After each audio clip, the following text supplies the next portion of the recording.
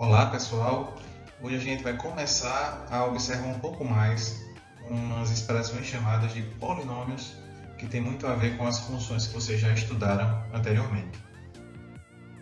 Mas o que é que seriam polinômios? São expressões algébricas que são formadas por elementos mais simples que a gente chama de monômios. Não é? Mono quer dizer um, poli quer dizer vários. Então a gente vai dar uma olhadinha no modelo de monômio.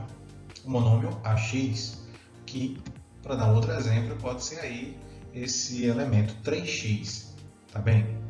É uma expressão única que é composta de duas partes. A gente tem uma parte numérica, que é essa destacada em azul, que a gente chama de coeficiente, e a gente tem também a parte algébrica, por assim dizer, que a gente chama de variável, que é essa letrinha x. Também é chamado de parte literal, por se tratar de uma letra que representa um número. E nessa expressão a gente está falando 3x ou o triplo de x. Também temos monômios com a variável ao quadrado, né? E um exemplo é menos 5x ao quadrado. Para mostrar que o coeficiente pode ser qualquer número real. Pode ser fração, decimal, raiz, qualquer número real, inclusive números complexos. Já quando eu pego dois monômios e junto eles, eu construo um polinômio. A gente pode chamar quando tem dois elementos de binômio, quando tem três elementos de trinômio, quando passa de três elementos, ou de forma geral, quando tem mais de um elemento, no caso, dois ou mais monômios, a gente já pode chamar de polinômio. E aí uma equação de segundo grau, né? 2 terços de x ao quadrado mais 8x menos 7, isso aí é o exemplo de um polinômio. Esses em azul são os coeficientes, ou seja, os números que acompanham a variável, ou no caso ali, o c ou menos 7, que a gente pode chamar de termo independente, como vai ser lembrado depois.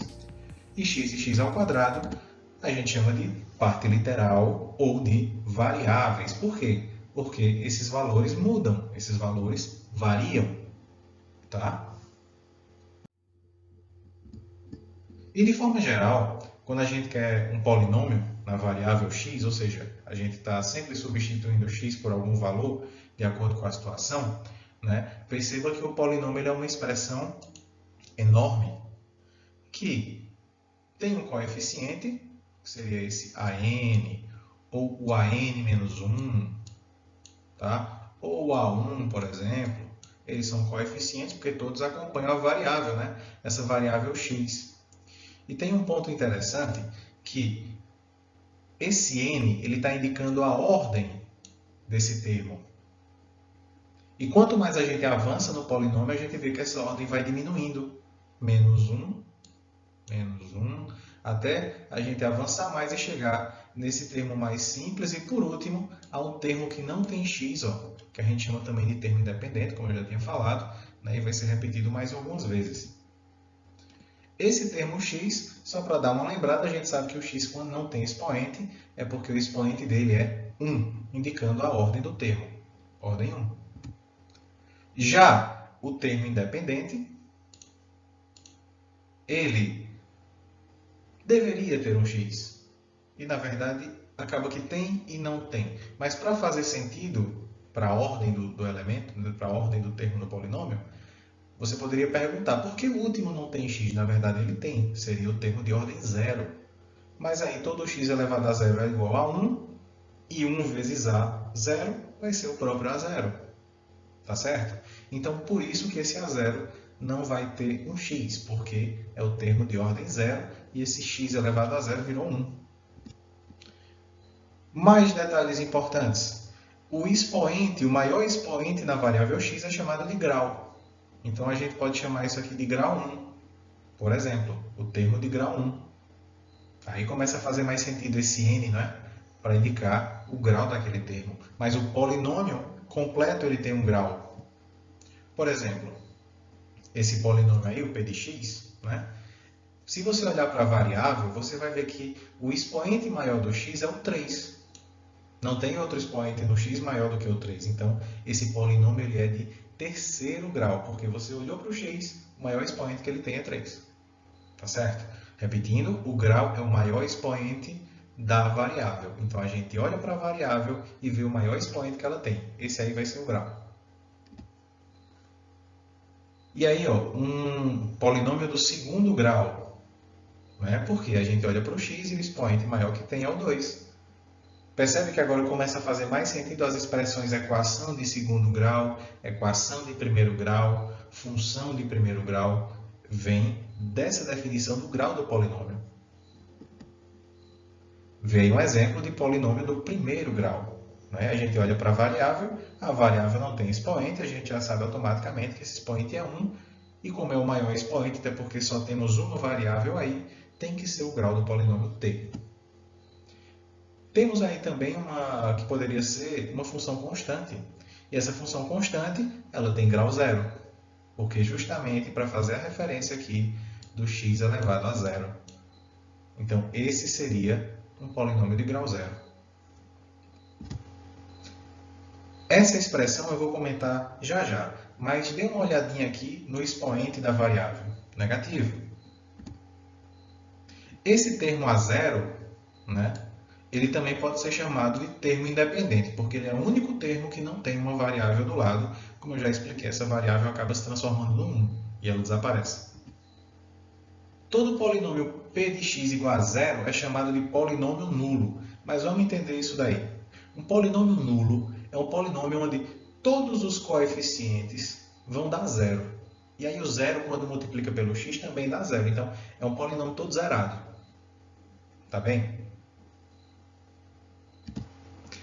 E, chegando nessa última parte, a expressão algébrica só pode ser considerada um polinômio quando os expoentes da variável são todos números naturais. E aí veja que o menos 2 ele não é um número natural, ele é um número inteiro. Então, quando a gente fala de polinômio, a gente está falando de expoentes a partir do 0, 1, 2, 3, 4 e diante. Então, essa expressão, o f' não é um polinômio. É uma expressão algébrica, mas eu não posso classificar como polinômio, tá bem? E aí, pessoal, vamos descobrir duas coisas importantes. Primeiro, o que é o valor numérico de um polinômio? O valor numérico é o resultado que eu tenho quando eu substituo x por um valor específico. Já a raiz de um polinômio é quando eu troco x por um número e o resultado dá zero. Por exemplo, se a gente tem um polinômio do segundo grau e vamos definir alguns valores, né, para esse polinômio, valores específicos. Então, o p de 5, o p de 3, o p de 0 e o p de 10 é o valor numérico do 5, do 3, do 0 e do 10. Eu quero saber qual é o resultado que vai dar quando eu troco x no polinômio, quando eu troco a minha variável por cada um desses valores. Veja, trocando aí o x por 5, né, a gente vai ficar com essa expressão, 5 ao quadrado menos 8 vezes 5 mais 15. 5 ao quadrado é 25, fazendo primeira potência. Depois, 8 vezes 5 é 40, então fica menos 40, né, até porque a gente multiplica um número negativo por um positivo. E o termo 15 aqui ele é o termo independente e não vai ser influenciado pela variável, então mantém 15. Quando você faz 25 mais 15, você tem 40, né? 40 menos 40 vai dar zero. Perceba que, quando eu troco o x pelo 5, o resultado dá zero. Então, eu posso dizer que o 5 ele é uma raiz do polinômio p. O mesmo vale para o 3. Qual é o valor numérico do 3? Quando eu troco o x pelo 3, no meu polinômio, eu também tenho o resultado zero. Então, a gente vê aí que o 3 também é raiz. E como esse polinômio é do segundo grau, a gente precisa lembrar que uma função do segundo grau ela só tem duas raízes e já encontramos. Qual é o valor numérico do zero? Trocando ele no polinômio, qualquer número que multiplica por zero dá zero, então 8 vezes 0 dá zero, a gente já podia ter cortado aqui. O zero ao quadrado também dá zero, já podia ter retirado aqui. Sobrou quem? Sobrou 15. O termo independente. Então, qual o valor numérico do zero? 15. E quando o x for 10, nós vamos ter que o valor numérico do 10 é 35.